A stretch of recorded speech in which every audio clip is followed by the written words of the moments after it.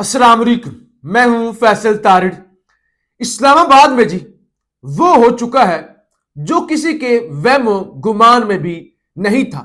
किसी ताकतवर ने, किसी हुकूमत ने शायद ये सोचा भी ना हो कि मामलात इस तरफ भी जा सकते हैं। बड़ी खुशखबरी भी है, बड़ी डेवलपमेंट है। सुहेल अफरीदी के लिए बड़ी खुशखबरी है जो इस वीलॉग के अंदर मैंने आपके सामने रखनी है। दूसरी तरफ खुली जंग अफगानिस्तान के साथ, तालिबान के साथ, उसका भी हुकूमत पाकिस्तान की जानब से ऐलान कर दिया गया है। और फिर इस्लामाबाद से आज एक अहम गिरफ्तारी भी हुई है। इस समेत और भी इस वक्त मेरे सामने बड़ी खबरें पड़ी हुई हैं जो मैंने आपके सामने रखनी है। आपसे गुजारिश है इस YouTube चैनल को जरूर सब्सक्राइब कर लें, वीडियो को लाइक करें, शेयर करें और अपनी राय का इजहार, अपना ओपिनियन, कमेंट्स वो जरूर किया करें। सबसे पहले जी आज जो गिरफ्तारी हुई है उसका आपको बता लूं और फिर बाद में जो डेवलपमेंट हुई है और जिसकी वजह से होश उड़े हुए हैं, परेशानी है। यकीन करें इतनी परेशानी है, चाहे हुकूमत हो चाहे कोई और हो, कि वो सोच रहे हैं ये हो कैसे गया। अच्छा, सबसे पहले तो जी हादी अली चट्टा इंसानी हकूक के वकील हैं, ईमान मजारी के शोहर हैं, उनको आज गिरफ्तार कर लिया गया है। एक कोई मुतराजा ट्वीट वाला मामला उनका केस बना हुआ था, वो जिसे कहते हैं ना कि बात का बतंगड़ बना देना, वो जैसे मतीउल्लाह जान के खिलाफ एक केस बना, उनके खिलाफ बना कि जी इनसे कोई पता नहीं कितने किलो चरस बरामद हुई है और पुलिस पर असला ताना है, तो उन पर भी केस। अब इन पर भी एक केस बना हुआ था, मुतनाज़ा ट्वीट वाला केस था। जज अफजल मज्जोका साहब ने आज इनके वारंट गिरफ्तारी निकाले थे। अच्छा, 2 बजे के करीब ये अदालत पहुंच गए। इन्होंने कहा जज साहब मैं आ गया हूं, आपने मेरे वारंट निकाले थे, काइंडली मेरे वारंट जो है वो मनसूख कर दें, मेरी हाजिरी लगवा लें। तो वारंट निकालने का मकसद ये होता है कि हाजिरी लग जाए और अगर ना लगे तो फिर वारंट जो जारी किए जाते हैं और फिर वो कहते हैं गिरफ्तार करके पेश करें, या शुरू में पहली दफा काबिल जमानत या नाकाबिल जमानत, वो एक प्रोसीजर होता है। लेकिन हादी अली चट्टा साहब डिस्ट्रिक्ट कोर्ट इस्लामाबाद पहुंच गए। उन्होंने जज की मिन्नत की कि जज साहब मेरे वारंट मनसूख कर दें, मैं आ गया हूं ना, मेरी हाजिरी लगा लें। जज साहब ने कहा ना भाई ना, वारंट है तो फिर वारंट ही है, अब मनसूख नहीं होंगे, और वहां उन्हें गिरफ्तार कर लिया गया है। तो ये तो तमाशा है। अलीमा खान साहिबा के 5 दफा वारंट निकल चुके हैं, किसी की जुर्रत नहीं जाकर गिरफ्तार करे। पुलिस इर्द गिर्द पुलिस ही पुलिस होती है, लेकिन जाके वो पुलिस वाले जाके तामील तो करवाते हैं कि भाई बीबी मैडम आप सिग्नेचर कर दें, लेकिन इधर यानी जहां चाहे पकड़ लें, जहां चाहे ना पकड़े, ये फिर वो जिसे कहते हैं जिसकी लाठी उसकी भैंस वाला काम हुआ पड़ा है। अच्छा जी, पिछले वीलॉग में मैंने आपको खबर दी थी कि बड़ी अहम डेवलपमेंट हुई है। मौलाना फजल रहमान की रहायश गाह पर पीटीआई का वफ्द पहुंचा है और मुलाकात हुई है। अगरचे पीटीआई और मौलाना फजल रहमान में एतमाद खत्म हो गया था, खासतौर पे ये सुहेल अफरीदी वाली जो एपिसोड हुई, हालांकि लोग ये सोच रहे थे गंडापुर चला गया है, अब मौलाना के साथ इत्तेहाद यकीनी हो जाएगा। और मौलाना ने जो फिर वो काम किया सुहेल अफरीदी के खिलाफ पिटीशन वाला, तो पीटीआई ने भी कह दिया भाई मौलाना फजल रहमान आप के साथ अब हमने नहीं चलना। फिर हमने देखा 3 दिन पहले बिलावल जरदारी भी मौलाना फजल रहमान साहब के घर पर गए और वो खबरें चली जी या तो 27वीं तरमीम के लिए है, आजाद कश्मीर की हुकूमत के लिए, साथ ही साथ अपोजिशन लीडर मौलाना फजल रहमान साहब को बना दिया जाए कौमी असेंबली के अंदर। इस सवाल से भी प्रपोजल लेकर गए हैं। अब ये जो मुलाकात हुई है, इस मुलाकात में बहुत बड़ी डेवलपमेंट हुई है। पहली डेवलपमेंट तो ये है कि मौलाना फजल रहमान ने महमूद खान अचकजई साहब की हमायत का ऐलान कर दिया कि उनको ही अपोजिशन लीडर होना चाहिए और मैं भी उनकी हमायत करता हूं। तो लिहाजा वो जो प्लान था कि अगर पीटीआई नहीं तो हम जेयूआई से काम चला लेते हैं, मौलाना फजल रहमान का कंधा इस्तेमाल कर लेते हैं, तो मौलाना ने अपना कंधा देने से इनकार कर दिया है। दूसरी खबर यह है कि पीटीआई वाले मौलाना फजल रहमान के घर चल कर नहीं गए, बल्कि मौलाना फजल रहमान ने पीटीआई वालों को बुलाया था, दावत दी थी कि आप प्लीज मेरे घर पर आए। इससे पहले भी जाहिर फोन कॉल और बहुत सारी चीजें पैगामात रसानी हुई होगी, तभी जाके उन्होंने कहा ना कि आप प्लीज मेरे घर आए। और फिर ये कल रात को मुलाकात हुई, उसके अंदर महमूद अचकजई साहब पर भी इत्तेफाक हो गया, पीटीआई के साथ इत्तेहाद पर भी जो है वो इत्तेफाक हो गया, और जो केपी के अंदर जिरगे हो रहे हैं और एक बड़ा ग्रैंड जिरगा ऐलान कर रखा कि जिसमें तमाम स्टेक होल्डर्स को एतमाद में लिया जाएगा। اس میں شرکت کی بھی مولانا فضل الرحمان صاحب نے دعوت قبول کر لی. تو آج کی اس ڈیولپمنٹ کے بعد لگتا یہ ہے کہ پی ٹی آئی اور جے یو آئی دونوں ایک سٹیج پر، ایک پیج پر، ایک تحریک کو جوائن کرنے لگے ہیں، کیونکہ مولانا فضل الرحمان کو دوسری طرف سے مسلسل دھوکے ہی ملے. اچھا، اب ایک طرف تو اچک زئی صاحب کے راستے کی جو ساری رکاوٹیں تھیں وہ دور ہو گئی نا، دوسری طرف کیا ہو رہا ہے؟ دوسری طرف خبر یہ ہے کہ یہ فہیم اختر ملک صاحب رپورٹر ہیں، 92 نیوز کے بڑے قابل رپورٹر ہیں، وہ ان کی خبر ہے.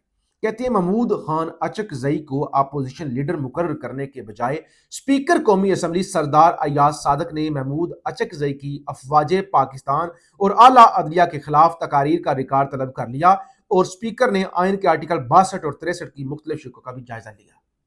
یعنی اب کوشش یہ ہو رہی ہے، کہا جائے یہ ملک دشمن ہے، یہ عدلیہ کا دشمن ہے. حالانکہ عدلیہ کے خلاف جتنی تقریریں خواجہ آصف نے کی ہوئی ہے نا، یا یہ تو حملہ آور ہے، سپریم کورٹ پر حملہ کرنے والے لوگ ہیں. تو اب بجائے اس کے کہ نوٹیفیکیشن کیا جائے، وہ اس طرح کے بہانے تلاش کر رہے ہیں کہ جی محمود خان اچک زئی تو 62 63 پر وہ پورے ہی نہیں اترتے، لہٰذا وہ جیسے حکومت، جیسے شہباز شریف تو بالکل وہ وزیر اعظم کے لیے، ایم این اے کے لیے، ووٹوں کے اعتبار سے، اخلاق کے اعتبار سے، کریکٹر کے اعتبار سے 62 63 پر پورا اترتے ہیں. تو وہ بہانے جو ہے وہ اس وقت تلاش کیے جا رہے ہیں. دوسری طرف اس وقت علماء غصے میں ہے. مختلف جو عالم ہے نا، جو ہوا ہے نا سعد رضوی کے ساتھ سلوک اور جو جس طرح سے گولیاں ماری گئی. حامد سعید کاظمی صاحب سابق وفاقی وزیر ہیں، وہ کہتے ہیں کہ ہم جو سنی ہیں، اہل سنت میجورٹی ہے نا پاکستان کے اندر، کہتے ہیں کہ ہم پاکستان کے اندر 70% ہیں، اب پاکستان کی آبادی کا 70%، لیکن ہم کچھ بھی نہیں کر سکتے، ہمیں دن دہاڑے گولیاں مار دی جاتی ہیں. وہ کہتے ہیں مولانا فضل الرحمان، یعنی وہ کہتے ہیں مولانا فضل الرحمان تو ٹوٹل آبادی کا جو ہے وہ جو ہیں وہ 20%، 10% دوں گے، 5% دوں گے مولانا فضل الرحمان کی جو جماعت ہے، جو ان کا فرقہ ہے. لیکن وہ ایک آواز دے نا تو پورا پاکستان بند ہو جاتا ہے، یا کم از کم دوڑیں ضرور لگ جاتی ہیں. تو وہ کہتے ہیں کہ ہمیں بھی اتحاد کرنا ہوگا. اچھا، اب معاملات جا رہے ہیں جنگ کی طرف، اور خواجہ آصف کا جو آج کا ٹویٹ ہے نا، یہ بڑا واضح ہے. یہ واضح کر رہا ہے کہ اب سیدھی ڈائریکٹ جنگ جسے کہتے ہیں فل فلیج وار، اس طرف معاملات جا رہے ہیں. میں ذرا آپ کے سامنے رکھ دیتا ہوں، کیونکہ یہ آپ سنیں گے تو آپ کے سامنے پورا منظرنامہ آ جائے گا کہ اس وقت پاکستان اور طالبان کے درمیان دیکھیں مذاکرات دوحہ والے بھی، استنبول والے بھی ہو گئے ناکام. اب کہتے ہیں برادر ممالک جنہیں طالبان حکومت مسلسل درخواست کر رہی تھی کہ درخواست کہ پاکستان نے امن قائم کرنے کے لیے مذاکرات کی پیشکش کی، یعنی طالبان نے انہیں کہا اور پاکستان نے مذاکرات کی حامی بھر لی. کہتے ہیں تاہم بعض افغان حکام کے زہریلے بیانات یہ ظاہر کرتے ہیں کہ طالبان حکومت میں انتشار اور دھوکہ دہی بدتریج موجود ہے.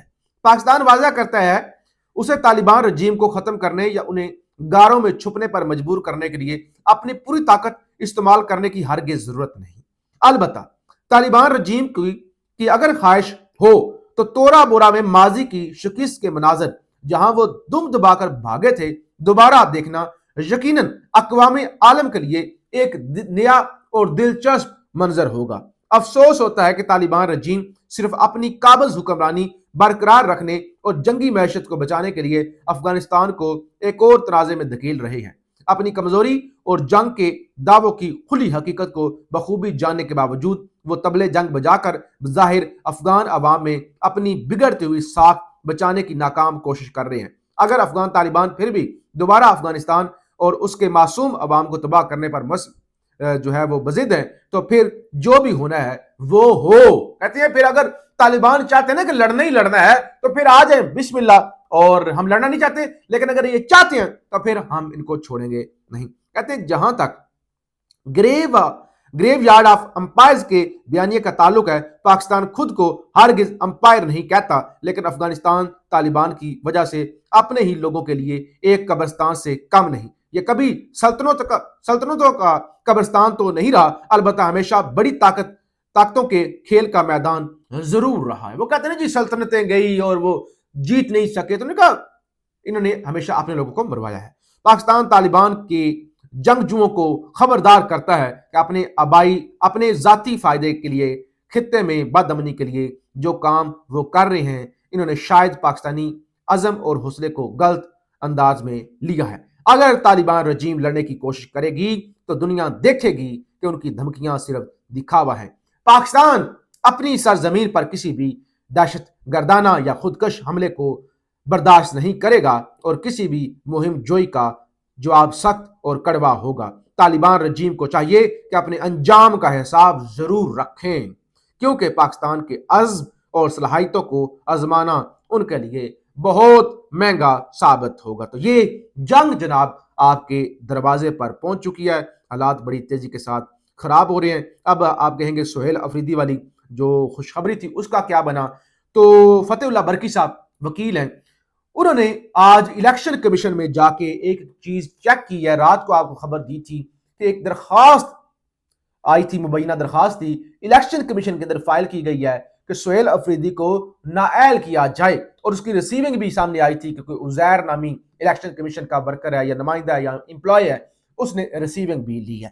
فتح اللہ برکی صاحب آج گئے ہیں، انہوں نے ویڈیو پیغام بھی جاری کیا ہے، کہتے ہیں کہ میں نے یہاں الیکشن کمیشن سے چیک کیا ہے تو یہ جعلی درخواست ہے، اور پورے الیکشن کمیشن کے اندر عزیر نامی کوئی بھی ملازم نہیں ہے۔ تو لہٰذا وہ کہتے ہیں کہ یہ جو خواب دیکھ رہے تھے یا اس طرح کی افواہیں چلائی گئی تھی کہ اب الیکشن کمیشن سے نااہلی ہونے لگی ہے سہیل افریدی کی، تو یہ اب خواب ہی رہے گا۔ یہ ساری جھوٹی اور جعلی جو درخواستیں ہیں وہ جو ہے وہ سوشل میڈیا پر وائرل کی جا رہی ہیں۔ پاکستان زندہ باد۔